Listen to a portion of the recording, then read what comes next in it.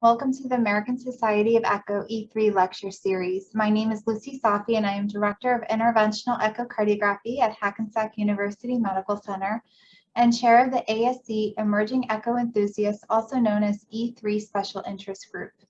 This special interest group provides an opportunity for early career physicians, sonographers, and trainees who are interested in echocardiography to present, interact, and discuss echocardiographic topics. Each topic is formatted as a 30-minute didactic lecture followed by a panel discussion. On the panel will be two moderators and an expert in the field. During the discussion section, the panelists will also answer audience questions, so please enter your questions in the Q&A box below. This virtual lecture series will be recorded and later available online via the ASE E3 website. To join ASE E3 Special Interest Group, log into your ASE account and under Update My Profile, click Specialty Interest Groups and then click E3. Today's lecture is on the topic Cardio-Obstretics. Joining me today as co-moderator is Dr. Nina Rashidi. Dr. Rashidi is an assistant professor of medicine and medical director of the Echo Lab at the University of Washington Medical Center Northwest. She is also a research collaborator with the Mayo Clinic in Rochester, Minnesota. Dr. Rashidi specializes in advanced cardiovascular imaging, including echo, CT, and cardiac MRI. She's a member of the ASE E3 committee and also a member of the second cohort of the ASE Leadership Academy. Welcome, Dr. Rashidi, and thank you for being my co-moderator today. Our physician expert is Dr. Amy Sharma. Dr. Sharma is a cardiologist in the Cardiovascular Medicine Division and the Echocardiography Lab at Massachusetts General Hospital. Her clinical and research interests are focused on cardiovascular disease in women, particularly during the context of pregnancy. Her research investigating virtual strategies to improve cardiovascular health following hypertensive disorders of pregnancy was funded by the MGH Department of Medicine Innovation Grant and the CRICO Patient Safety Award. Nationally, Dr. Sharma has served on the American College of Cardiology Women in Cardiology Leadership Council and co-founded the Massachusetts ACC Women in Cardiology chapter. Welcome, Dr. Sharma. It's a pleasure to have you here today. Our guest speaker is Dr. Anum Minhas. Dr. Minhas is Chief Cardiology Fellow at Johns Hopkins University. Prior to joining Hopkins, she was at Duke University for her medical school and University of Michigan Ann Arbor for internal medicine residency. At Hopkins, she has completed a 2-year master's in health science in cardiovascular epidemiology as an NIH T32 postdoc fellow. Dr. Minhas also designed and completed an inaugural fellowship in cardio-obstetrics and is currently an advanced echo fellow.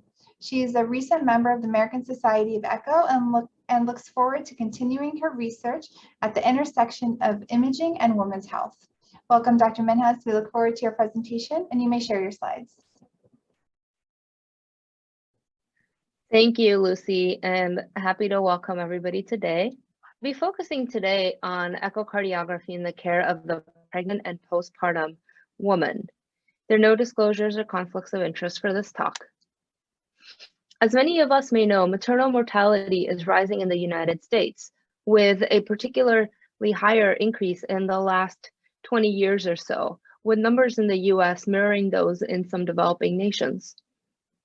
And cardiovascular disease is actually the leading cause of maternal mortality outside of obstetric causes in the United States, making it particularly important for those training or having trained in echocardiography to be aware of the potential complications that can be seen during pregnancy.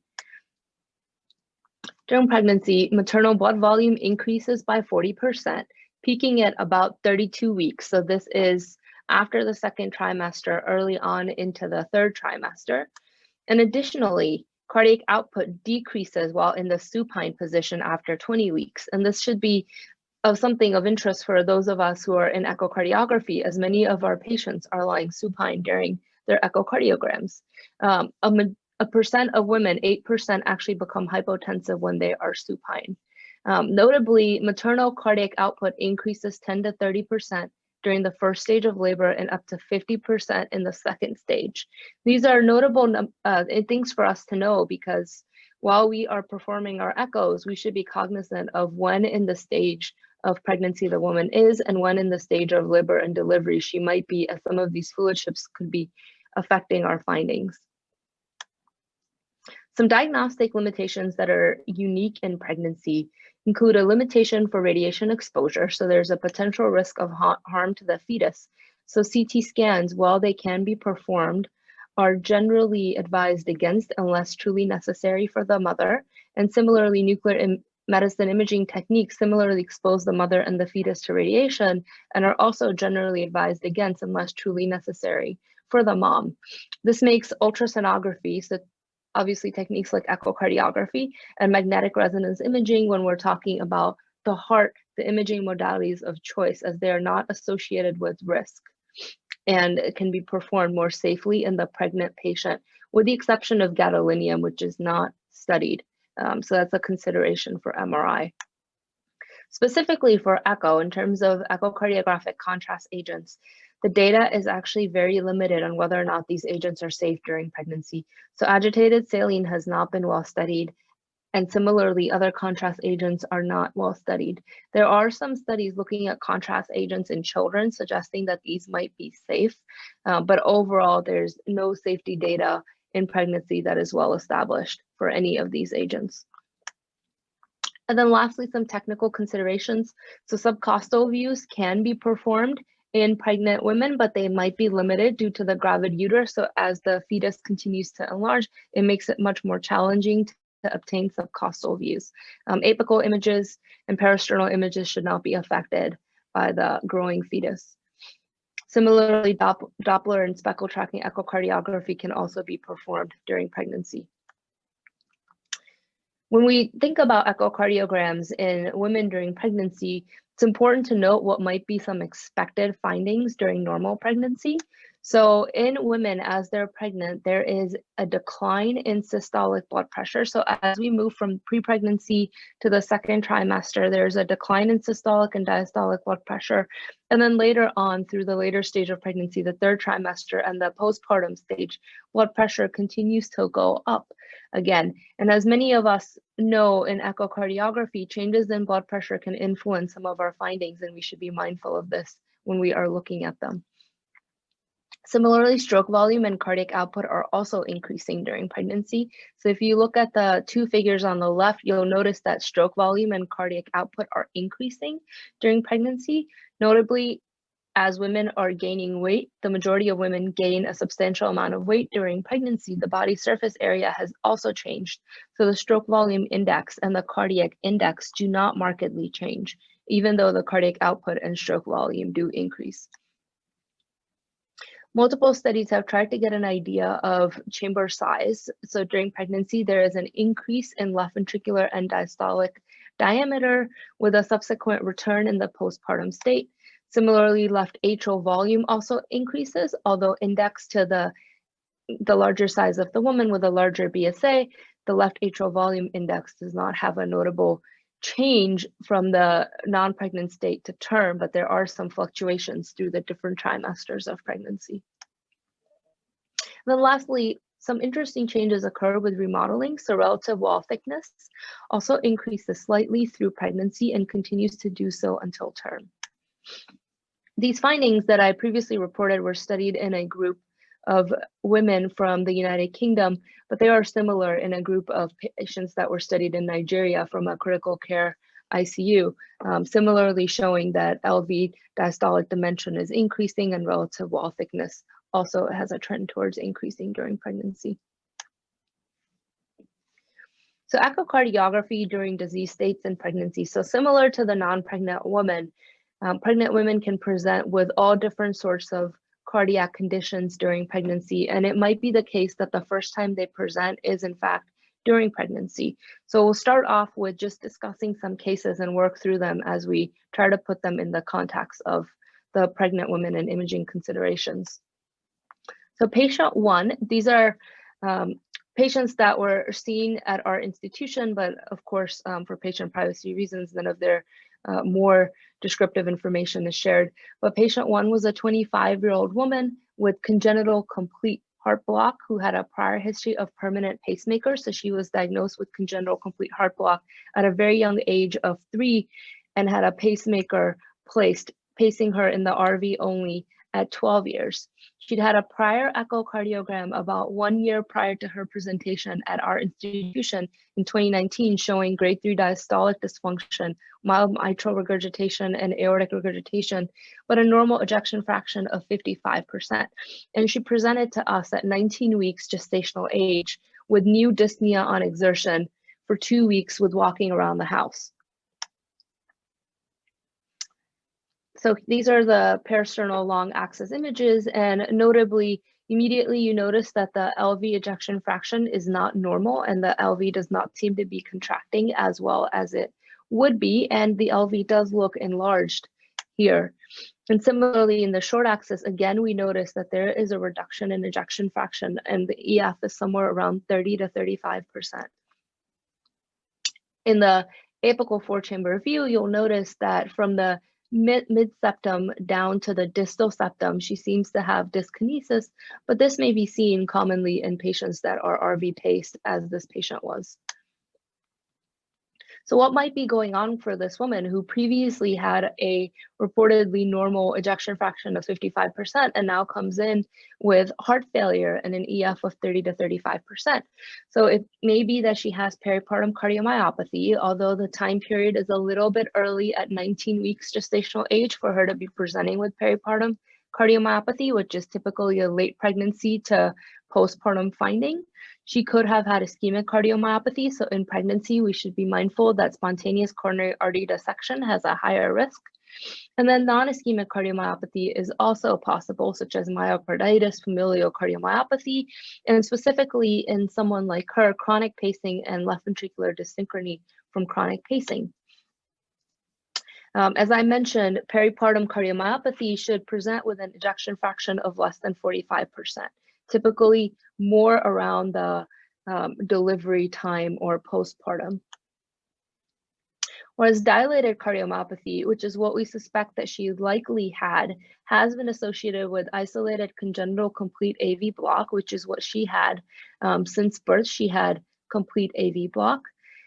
And there are some patients who do not have improvement with pacemaker. And then there are patients that could worsen during pregnancy, such as our patient.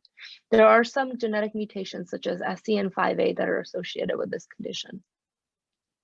For those of us that may be practitioners who are prescribing medications, there are some medications that are considered safe during pregnancy and lactation. So in the heart failure category, this includes loop diuretics, beta blockers, hydralazine, nitrates, digoxin. But then there are other heart failure medications such as ACE inhibitors, ARBs, aldosterone receptor antagonists, sacubitril valsartan, and ivabradine that either do not have sufficient data or have data suggesting harm to the fetus during pregnancy and should be avoided. So for this patient, we actually initiated her on heart failure treatment with carvedilol 3.125 milligrams twice per day, as well as furosemide for diuresis. And we recommended that she come back for monthly echocardiograms as she had a substantially reduced ejection fraction compared to what was seen previously. And we also recommended that she come once per month for a visit in our combined clinic with high-risk obstetrics and cardiology. She then went to an outside hospital later on in her pregnancy, complaining of palpitations, which were new for her. These were initially assumed to be a supraventricular tachycardia, and she was discharged on a higher dose of carvedilol. But at her clinic visit, she came back saying that she felt quite poorly and her blood pressure was on the lower side for her. Another echocardiogram was performed for her, and this time you notice that the left ventricular cavity has dilated even more than it previously had, and the ejection fraction is actually slightly worse than it previously was. So now her ejection fraction is somewhere in the 20 to 25% range.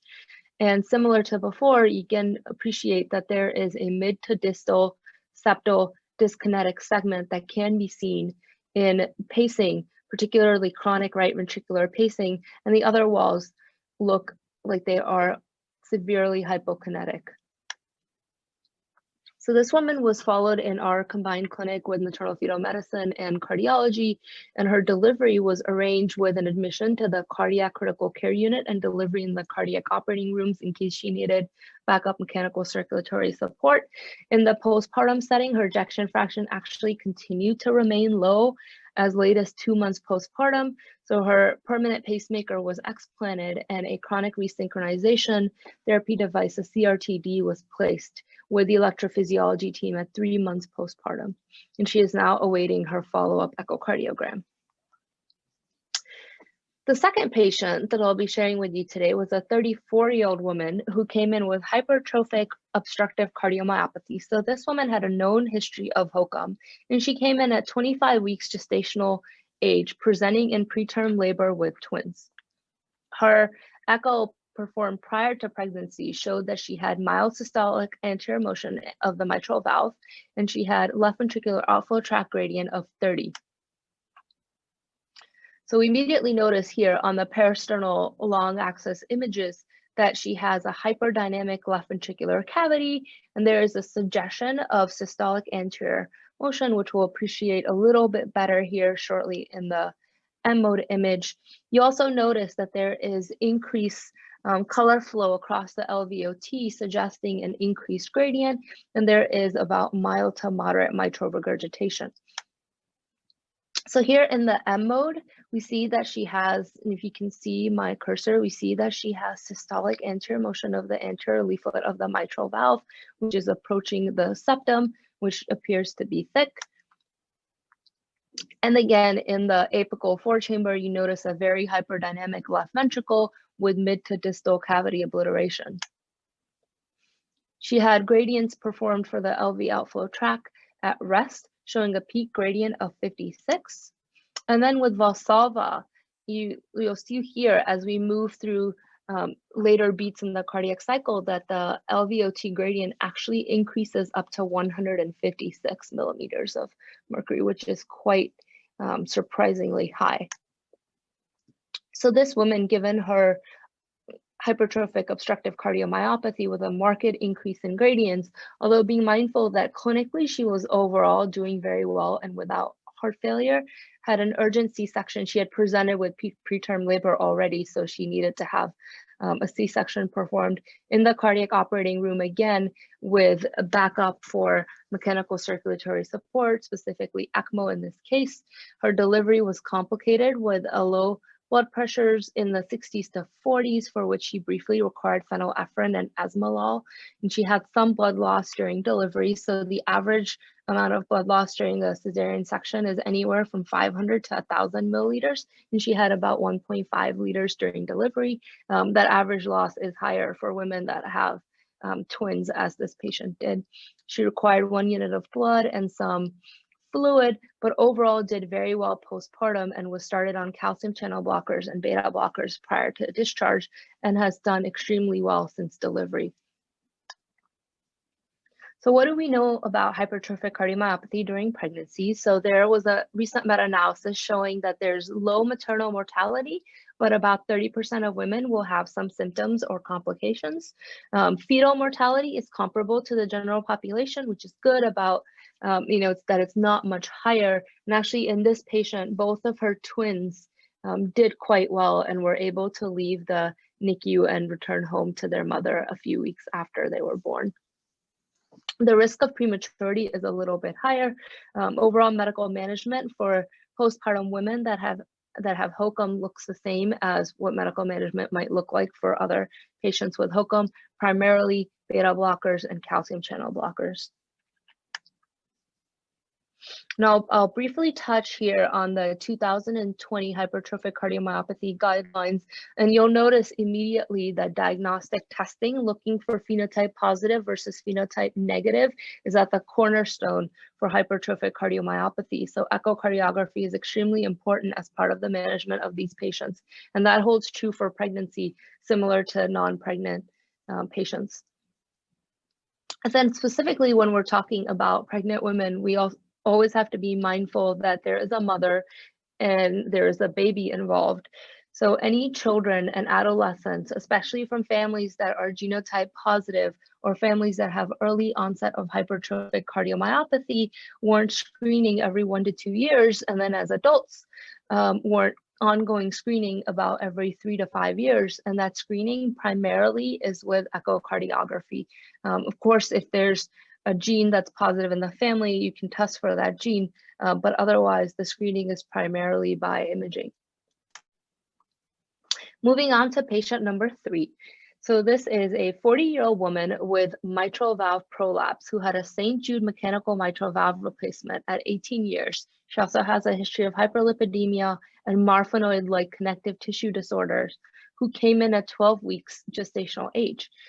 Her first pregnancy was in 1998. She had an exacerbation with ejection fraction reduction, worsening mitral valve prolapse.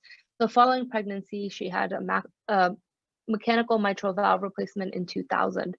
In 2003, her ejection fraction was again low, 30 to 35%, but recovered in 2007. She then had a second pregnancy that was well tolerated, and her last echocardiogram in September of 2019 also showed a normal ejection fraction. So now this patient comes in her late first trimester, complaining of a little bit of increase in shortness of breath. And here we notice that the mitral valve, the mechanical mitral valve, generally appears to be well seated with no obvious mechanical issues that we notice, but the left ventricular ejection fraction looks a little bit low. And subsequent images further confirm that the left ventricular ejection fraction is again reduced in the 35 to 40% range. Her mechanical mitral valve gradients were elevated with a mean gradient of 7. As you'll see on the bottom right of the screen, her heart rate at this time was 102. So anytime we are talking about mitral valve stenosis, it is very important to remember that we need to note what the heart rate is, as heart rate variability can have great effects on the gradients that are seen with mitral valve stenosis. So this patient was started on metoprolol. Her prior digoxin was continued. Her rosuvastatin that she had been on was stopped due to pregnancy, as were her spironolactone, and otherwise her warfarin was continued at this stage in the pregnancy. So what do we know about anticoagulation during pregnancy? So increasingly, as women that have had mechanical prostheses continue to be healthy enough to go on to have children, this is something that we need to be mindful of. So warfarin embryopathy is a concern in the first trimester, and it is dose dependent and occurs in a wide range, has been reported for this. Anywhere from 0.6 to 10% of fetuses might have embryopathy after warfarin exposure. So the recommendation for any woman that is on warfarin is to have a fetal anatomy scan at 16 to 18 weeks gestational age. And that warfarin should be stopped 1 week prior to delivery and bridged with heparin. So for those of us who are practitioners, when we're managing these patients, we have to be mindful that warfarin has a high risk for intracranial bleeding for babies with vaginal delivery. So the recommendation is to stop warfarin prior to delivery and bridge with heparin. And then specifically for the dosing of warfarin and safety during pregnancy, the 2014 ACC/AHA valve guidelines recommend that if the baseline warfarin dose is less than or equal to 5 milligrams per day, that warfarin can be continued with close INR monitoring. Or alternatively, you could take the strategy of prescribing low molecular weight heparin, but this requires judicious monitoring of trough levels throughout, anti-10A levels throughout the management of the patient. If the warfarin dose is higher than 5 milligrams per day, then in the first trimester, warfarin should be transitioned to low molecular weight heparin with anti-10A levels monitored throughout. And then in the second and third trimesters, generally warfarin therapy is considered safe, and it is a class 1 recommendation to continue warfarin therapy, but again, to discontinue prior to delivery, especially if it's obviously if it's a planned delivery or a cesarean section, to then switch to unfractionated heparin. Moving on to case number 4. So this is actually another case of a woman who had a mechanical mitral valve replacement, who unfortunately presented in a very different situation. So this was a 27-year-old woman who had prior IV drug use complicated by endocarditis and had a mechanical mitral valve replacement performed a few years ago. She presented at 24 weeks gestational age with shock with hypoxia and hypotension, resulting in intubation and inotropic support. She was initially transferred to our institution for presumed possible septic shock. When she arrived, she was quite ill. Her lactate was 19 and actually even higher later on, and there were unfortunately no fetal heart sounds present, and there had been fetal demise at this time.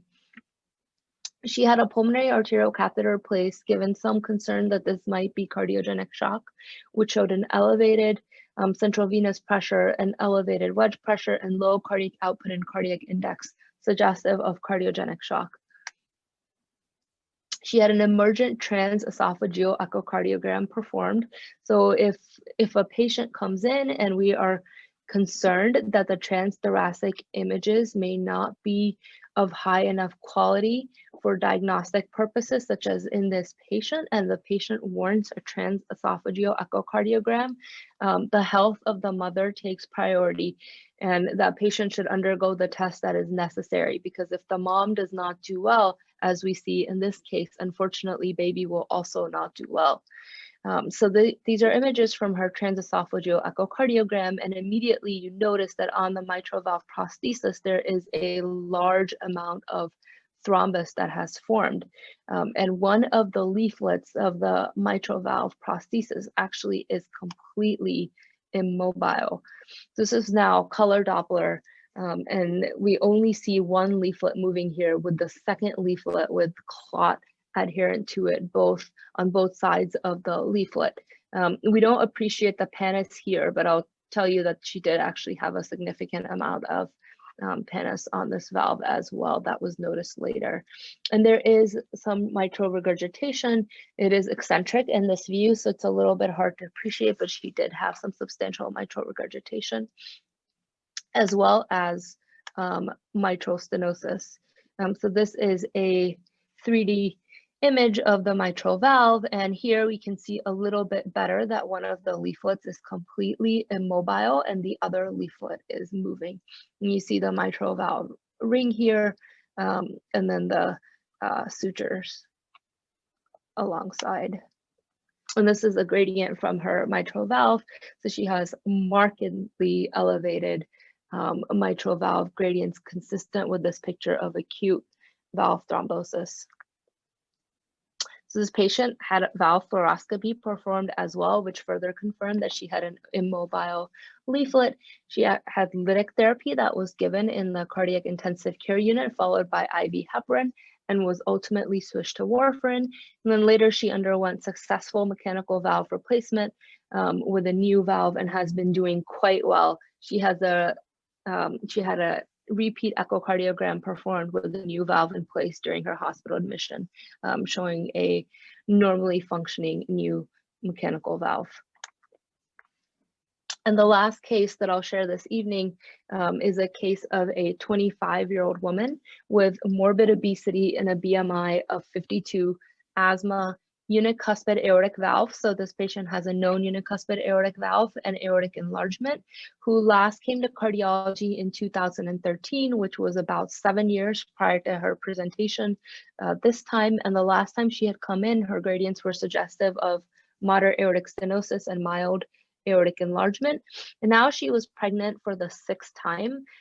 She'd unfortunately had some difficult pregnancies and lost several of her babies, and she was very interested in continuing to keep this pregnancy. So while termination was discussed with her, given the severity of her aortic valve disease, she wanted to continue on with the pregnancy. Overall, clinically, she felt well at the time that she came in. As I mentioned a little bit ago, her prior echocardiogram in 2013 showed moderate aortic stenosis, and we'll see shortly her echocardiogram from her presentation now. And then she had a CT of the chest performed at another institution showing that there was ascending thoracic aortic aneurysm measuring 4 centimeters. So here in her parasternal log axis, you see some left ventricular hypertrophy that appears to be concentric with a little bit more hypertrophy of the septum. The aortic valve is not well seen here, so I won't comment on that too much, but there does seem to be some thickening of the aortic valve. And then looking at the valve closer, again, there seems to be a little bit of thickening, but the valve itself is not seen very well on the parasternal images. We see some increased color flow across the valve, suggesting that she has some stenosis. And then her ascending aorta is dilated at 4.2 centimeters, which is about the same as what was obtained from the CT measurement. A little bit challenging to see in this image, but she has a unicomitral aortic valve, and we know this because she has multiple other prior echocardiograms where the valve is actually seen much more clearly, but you notice a little bit of calcification here, and then the valve opening in the center of the image. So again, looking with color flow Doppler, we see some flow acceleration and some increase in color suggestive of aortic stenosis. And then her valve gradients measure quite high. So her mean aortic valve gradient is 59 with a peak aortic valve gradient of 87 and an aortic valve area by VTI calculation of 0.7, suggestive of critical aortic stenosis. Again, another image similarly showing severely elevated mean and peak gradient. Something to be mindful of when we're talking about valvular disease in pregnancy, there is increased blood flow in pregnancy. There's just more volume of flow and a little bit of an increase towards having hyperdynamic function, all of which can result in an increase in gradients. So it's not that the valve truly necessarily becomes more stenosed. It is that there is an increase in flow because of the general increase in volume that is occurring, as seen by the increase in cardiac output and the slightly more hyperdynamic function. So something that we are always aware of when we're managing pregnant women are the categories of pregnancy risk. So a woman like this, so someone who has severe symptomatic or asymptomatic aortic stenosis or severe mitral stenosis is considered extremely high risk for maternal mortality and morbidity risk. And we should be very mindful of this. So for this patient, we performed echocardiograms once a month, and she was followed very closely with our maternal fetal medicine team as well as our cardiology team, and actually did quite well through her pregnancy. This is a patient that had congenital aortic stenosis during pregnancy. So there was one series published of similar women showing that heart failure occurred in 2 in this series out of 12 with severe aortic stenosis. Premature labor and placental abruption also occurred. And then the infants were smaller size than what might be seen in other women, although I'll just point out that this is a very, very rare condition to have during pregnancy. So in this study, there were only 12 women that were included that had severe aortic stenosis. And overall, as I was mentioning, maternal mortality thankfully is low, but women might have more heart failure and arrhythmias during pregnancy. There is some data from the Mayo Clinic on cardiac surgery if it's necessary during pregnancy with going on cardiopulmonary bypass. And these are just some of the numbers on the slide of fetal death and other fetal concerns. But something to be mindful of as adult practitioners, if we don't spend as much time thinking about the fetus is, but the fetus is, if the fetus is not viable, then the fetus is still inside the mom. So there is a risk for developmental delay and other neurologic complications while the mother is getting valve replacement during surgery. And then lastly, just wanted to touch on this because the echo is a cornerstone for a lot of these women during pregnancy, but aortopathies during pregnancy. So in general, women with aortopathies are advised to avoid pregnancy if the aortic root is dilated. So if the root is above 45 millimeters and the woman has Marfan syndrome, then pregnancy is avoided until that is repaired. Or if it is between 40 to 45, then other considerations should go into place, like whether or not there's a family history of dissection or what the rate of growth is. Similarly, for women with bicuspid aortic valve, pregnancy is advised against if the aortic root is more than 50. For women with vascular Ehlers-Danlos, pregnancy is contraindicated altogether, and that's for a risk for dissections in multiple different vascular beds, as well as other potential complications such as an increased risk for uterine rupture. And then for women with Turner syndrome, as we're aware, many of these women have short stature. So rather than a strict aortic root measurement, it is actually aortic root indexed to body surface area. If it's greater than 25, then pregnancy is avoided in these women and advised against unless there is repair performed. And very quickly at the end, adverse pregnancy outcomes and the role of echocardiography. So adverse pregnancy outcomes seem to be increasing. There's a higher prevalence now. So risk factors for adverse pregnancy outcomes include conditions like obesity, hypertension, metabolic syndrome. And these adverse outcomes are conditions like preeclampsia, which is high blood pressure with end organ dysfunction during pregnancy, gestational hypertension, gestational diabetes, preterm delivery, small for gestational age, or intrauterine growth restriction. And then future cardiovascular disease is higher in these women. So as we continue to learn more about these issues, I suspect that we will be seeing more echoes performed in these women as they are at a higher risk of future cardiovascular disease. What we know is that some of these conditions, like a severe preeclampsia, can present with some unique echo findings during pregnancy. So this was a study done by our institution showing that women that came in with preeclampsia with severe features were more likely to have increased left ventricular wall thickness, more likely to have diastolic dysfunction, increased right ventricular systolic pressure, increased left atrial size, as well as clinically pulmonary edema. And some of these acute effects can be seen in the postpartum setting, although in general, most of these actually show that there is an improvement in these echo abnormalities in the postpartum setting. And then lastly, for gestational diabetes, and this is glucose intolerance that presents during pregnancy with a lot of the same shared risk factors. And again, gestational diabetes, similar to these other adverse pregnancy outcomes, is also increasing in its prevalence.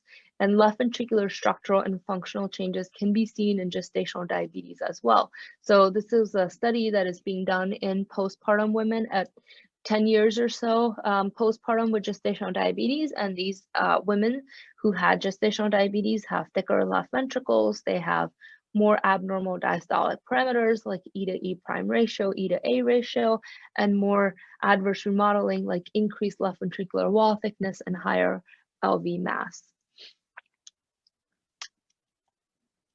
So in summary, there are multiple conditions, cardiac conditions that can present during pregnancy, similar to how they can present in the non-pregnant state. And echocardiogram is really the cornerstone of imaging for pregnant women, given its safety and ease of use and ready availability. You know, many pregnant women are not delivering at tertiary care centers. They're delivering at hospitals that might be more resource poor. So echocardiography is a very easy tool that can be used, you know, whether it's a formal echocardiogram with a sonographer or a bedside point of care ultrasound. It is often the first line imaging modality for pregnant women. So for pregnant women that have known valvular disease is mild to moderate, echocardiogram is recommended on average about once per trimester.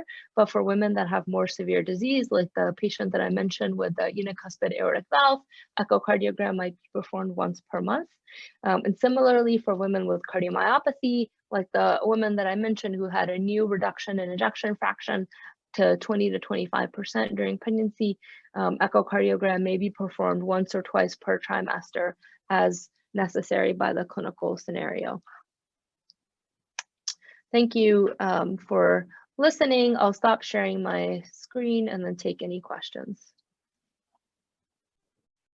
Thank you so much, Anum. That was wonderful, very, very informative and great cases. I wanted to open up the Q&A section now and encourage all people that are watching to go ahead and feel free to ask questions in the Q&A box below.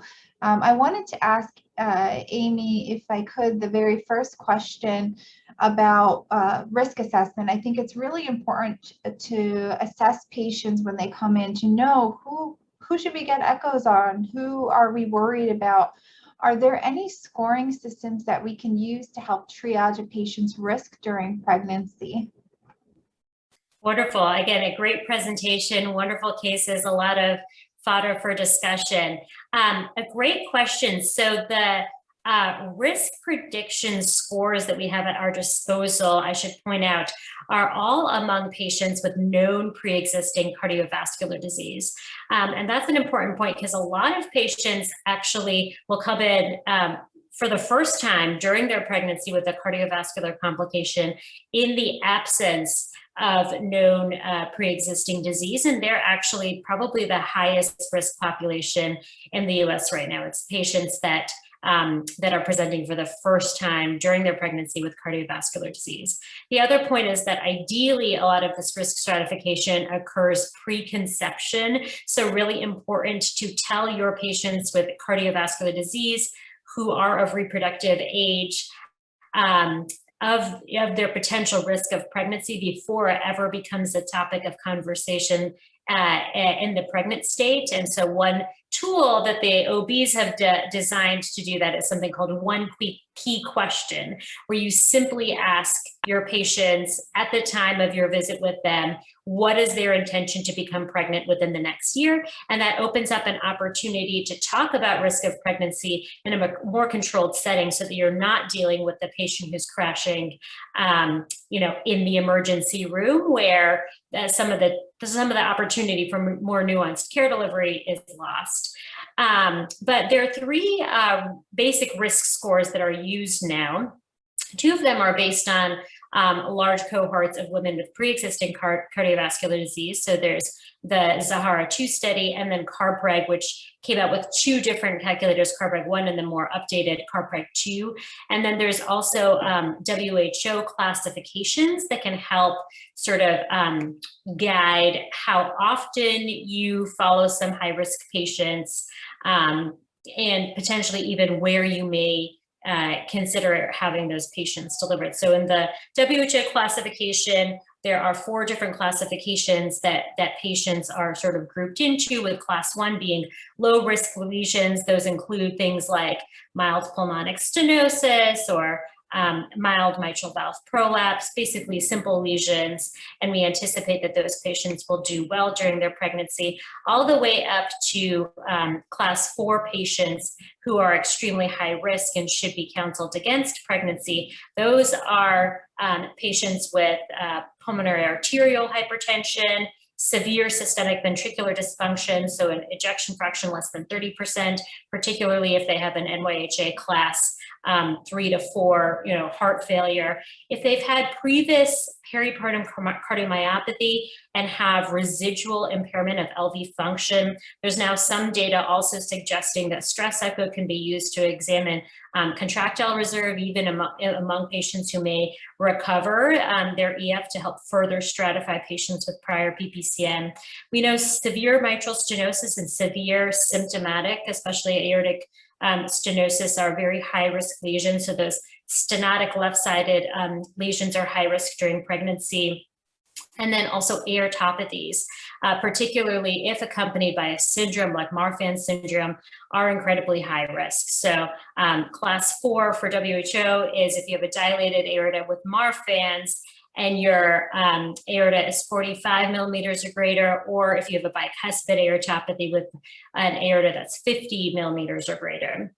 I also want to highlight the CARPREG-2 score. And again, I won't go through necessarily everything in these risk scores. These are things that you can look up and go through with your patients. But in CARPREG-2, they highlighted a couple of important points. So in CARPREG-2, the features that give you points are if you've had a prior cardiovascular event, If you have an NYHA class 2 or greater heart failure, or if you have resting cyanosis, if you have a mechanical valve, so this became a recurring thing in the presentation. So mechanical valves are incredibly high risk during pregnancy. And a lot of that has to do with the management of anticoagulation. And so it's this sort of balance beam that we think about in terms of anticoagulation, where warfarin is really better probably for mom and valve, but has the risk to baby. Even outside of the first trimester, there's risk, as Anum pointed out. That's why these fetal surveys are recommended if you're continuing with warfarin. On the other hand, Lovenox is better for baby. It does not cross the placenta, but it's trickier to manage during pregnancy for mom, especially as the volume of distribution in women is constantly changing. You really have to be following frequent peak and trough anti-10A levels. And towards the end of pregnancy, this can be as frequent as once a month. And so you can actually look up their algorithms to follow for this. I would say at Massachusetts General Hospital, we transition all patients to low molecular heparin during their pregnancy to avoid the potential complications that warfarin can carry. And then also, if you are fully anticoagulated at the time of labor and delivery, that's an indication for C-section, versus a lot of women, we actually prefer to deliver vaginally because it fully anticoagulates the fetus. It crosses the placenta. So there's really any mechanical valve is high risk in a woman, and also should be something that you consider if you're taking care of a woman who's of reproductive age. Again, assessing whether or not pregnancy may be something that that individual is thinking of. Other things on the CARPREG-2 score, again, are left side of obstructive lesions. So that's your mitral stenosis, aortic stenosis. And then as we heard here, if you have an LVOT gradient because of hypertrophic cardiomyopathy, pulmonary hypertension, coronary artery disease, the aortopathies that we talked about. If you present to care later in your pregnancy and therefore lacked some of your prenatal care, and then also if you have an uncorrected lesion at the time of presenting. So those are all the things that make you high risk within those risk stratification scores. Great answer. Are there particular valves that do better? Valvular disease, I think you touched on it briefly already. Are there severe valvular lesions that tend to do well with pregnancy and others that do poorly? Yeah, so getting back to thinking of the hemodynamics of pregnancy, which is, I think, makes the valve assessment more intuitive.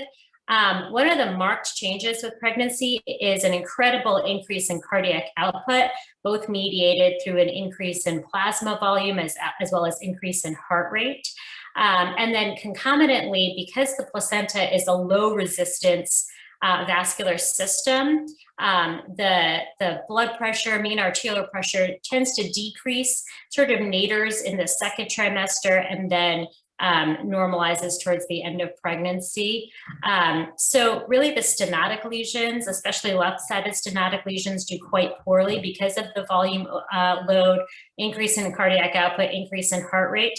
Regurgitant lesions can actually do a little bit better during pregnancy because of the decrease in systemic vascular resistance.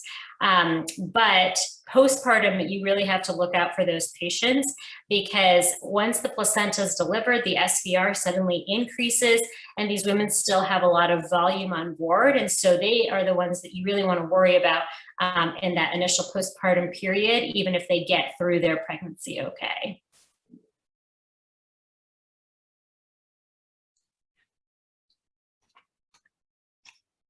So I'll pitch in, and really great job on the presentation, really well outlined, and really great cases, and all the cases I don't want to see with a pregnant woman. You're really nice to cover. But one of the questions I wanted to open up to Amy and Anum is, for what are the cases? I think pregnant women, when I think of pregnancy, there's a lot of symptoms that go along with pregnancy, the shortness of breath, the chest pains, the palpitations. How do you, distinguish, well, this is normal pregnancy symptom versus, no, this is cardiac and something we may need to intervene on?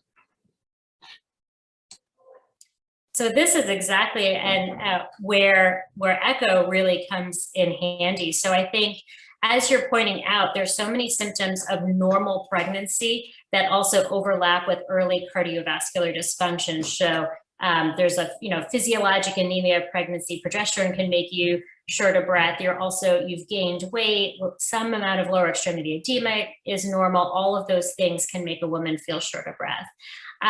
We sort of think about a sort of first line in terms of triaging. Natriuretic peptides can actually be very useful. So despite the increased volume of pregnancy, there are data that suggests that that BNP and NT-proBNP retain their negative predictive value. So if you check it during pregnancy, it should remain normal and stable throughout the trimesters. That can also be very useful if you have a patient with pre-existing cardiovascular disease and maybe doesn't have a normal sort of baseline function, or some type of a desire to establish a baseline. You can get sort of a baseline natriuretic peptide early in pregnancy and then follow that. Elevations can occur in the immediate postpartum period, but should be investigated nonetheless. And this is where echo then comes in. If you have any doubt, we should take all symptoms of potential cardiovascular decompensation very seriously, because cardiovascular dysfunction and cardiovascular complications are the leading cause of maternal mortality here and across the globe. There should be a very low threshold to have an echo. As we've seen, it's a very safe, widely accessible imaging modality to further risk stratify patients. And then what are your thoughts? Same question. I completely agree with everything that Amy just said. So part of our job as cardiologists and echocardiographers is to put everything together when it comes to the patient. And it is normal, like you said, in pregnancy to have a little bit of lower extremity edema or to have slight elevation in JVP with the increased volume. But using our biomarkers, NT-proBNP, and then our echo findings. So it's not normal to have pulmonary edema, and it's not normal to have frank diastolic dysfunction, regardless of pregnancy. So it can be a very useful tool. And I'll just take this minute to answer another question from the chat that is sort of in the same realm. So someone asks if there's a role of obtaining transthoracic echocardiogram for all patients with preeclampsia.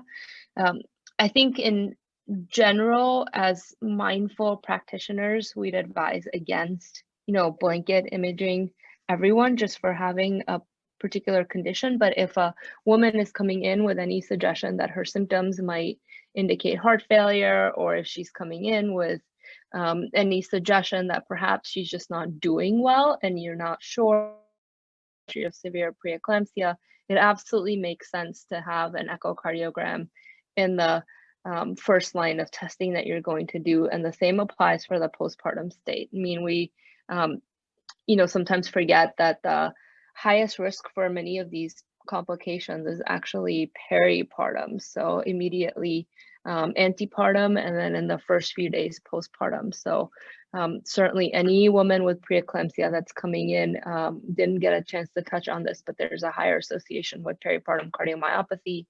And then preeclampsia itself can present very similar to HFpEF with some echo findings that are suggestive of heart failure with preserved ejection fraction. Thank you. I had two follow-up questions, one of which I think you just answered, which was, you presented this slide on patients with diabetes, gestational diabetes, and you said, there's increased wall thickness. There is diastology that starts kind of occurring with gestational diabetes. I was going to ask you, is there a point of screening this type of patients? But I think you just said no, unless they have symptoms. Is that okay? Got it. Right, and gestational diabetes affects 20% of pregnant women. So just being mindful and thinking a little bit about what's cost effective. Makes sense. And then the next question to the panelists, what has been your experience during the COVID era with pregnancy, cardiovascular complications? What are you guys seeing out there? Well, we certainly know that pregnant women are unfortunately at much higher risk for developing severe complications from COVID, and unfortunately are also less likely to be vaccinated at this time. And so that remains a significant vulnerability to patients. I think at our institution, I'm interested to hear what other people's experiences are.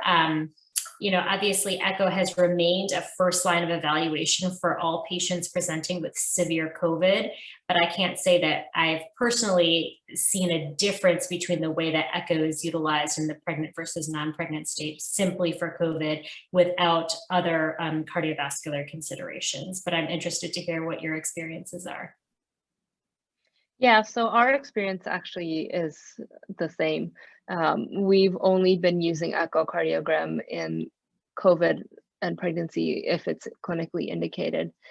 We've had one patient that required ECMO support, but that was more for respiratory reasons. I think she had a little bit of reduction in her ejection fraction, but it was not, her requirement for mechanical support was much more dependent on her respiratory status than her cardiac status.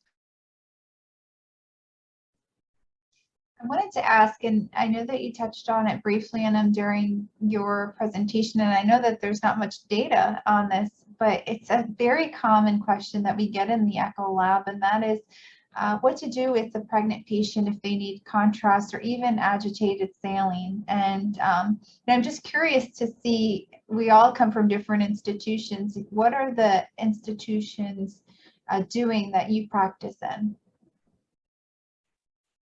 So I can start. As Anna mentioned, there is no data regarding safety. With agitated saline contrast, there's the sort of theoretical risk that if a shunt is present and the agitated saline gets into the placental circulation, that there could be the potential for placental malperfusion.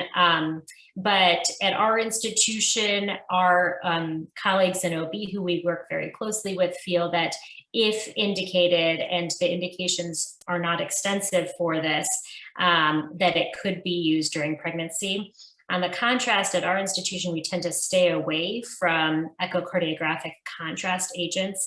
Again, there's a lack of data to support, to inform what the risk may be during pregnancy. But if there's not a strong indication, our strong preference is to avoid it. What are other panelists doing?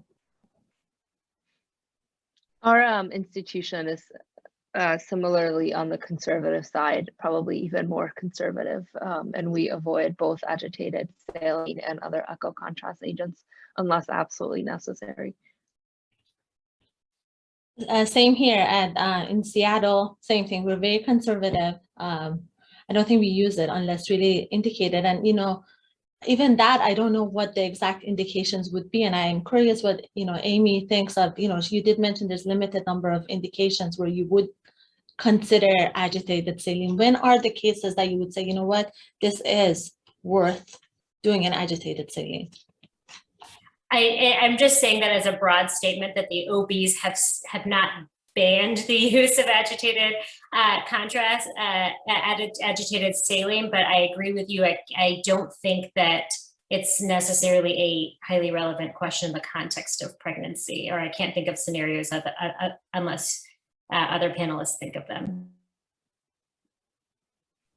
We've only recently had one patient where this came up, who was a woman presenting with just such significant dyspnea and a little bit of hypoxia. And this was her initial presentation during pregnancy where there was a question about a shunt. Actually, the patient ultimately declined getting agitated saline because she just didn't want to know, didn't want to take the risk of affecting her baby. I wanted to circle back to aortopathies, and I know that you did an excellent job bringing them up, but how often do you order echoes in a patient with an aortopathy to follow the size of the aorta when they're pregnant? Is there data on how frequently we should be following these? And what are you currently doing in your practice? So I can speak to this first and then have other people chime in. But I think aortopathies are incredibly humbling because even though the risk of dissection is rare, it still remains a leading cause of maternal mortality and morbidity. It's just a highly morbid condition. And then ironically, it's also the postpartum period where you have to be really concerned about patients. And even in the absence of significant dilation, a woman may still have a dissection, particularly in the postpartum period. So it's a really humbling, I think, disease entity. There really aren't established or, well-formed, I think, surveillance algorithms. I think, as Anum pointed out, for a lot of patients, we tend to survey once a trimester for a lot of different conditions. But again, that requires further study. And then with aortopathies, particularly if it's someone with